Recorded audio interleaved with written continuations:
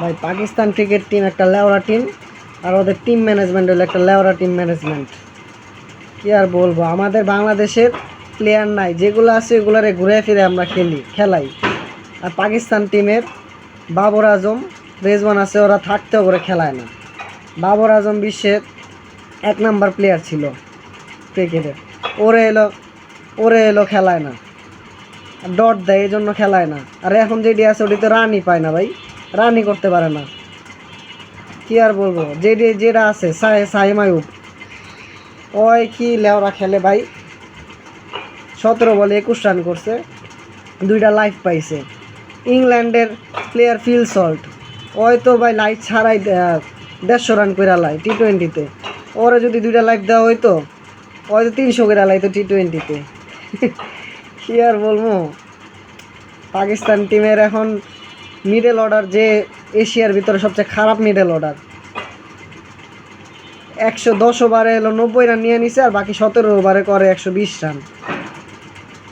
17 over চলতেছিল, তখন চলতেছে 120 রান। এদের কি যে কমু, বলার ভাষা নাই। পাকিস্তানের খেলা দেখলে ভাই মনে হয় যে ওরা মুরগি খেলা খেলতে আইছে।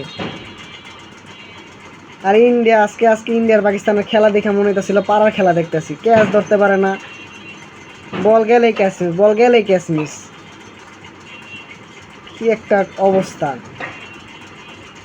আর পাকিস্তানের প্লেয়াররা মনে হয় টেস্ট খেলতে নামছে, ওকে খেলা দেখলে খেলারই মুড যায় নষ্ট হইয়া, খেলা দেখার মুড নষ্ট হয়ে যায়। ওরা খালি টেস্ট খেলে, শেষের দিক দিয়ে নাইমা 2-4টা 6 মারে, তাও আবার টেস্ট খেলা শুরু করে।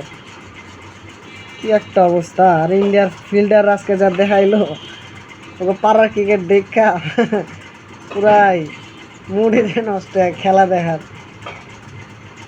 খেলতে নামি ভাই লাস্টের 2 ওভার আছে, ধুমধার একটা পিডাবি, খালি চোখ বন্ধ করে পিডাবি, আর কোনো কথা নেই। বাবর আজম আর রেজওয়ান রানা ভাই, তবে যে প্লেয়ার এডি ডট খেলে দেখা করে বাদ দিছে, এখন যেটি আছে এটি তো রানই করতে পারে না, বলে চোখে দেখে না, খালি টেস্ট খেলে। এটি দিয়ে কি হইব, বললাম না লেওরা টিম ম্যানেজমেন্ট পাকিস্তানের, কর নাই ভাই।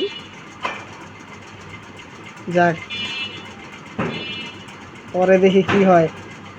আপাতত পাকিস্তানের ব্যাটিং শেষ হইল, ইন্ডিয়ার ব্যাটিং দেখার পরে বলা যাবে।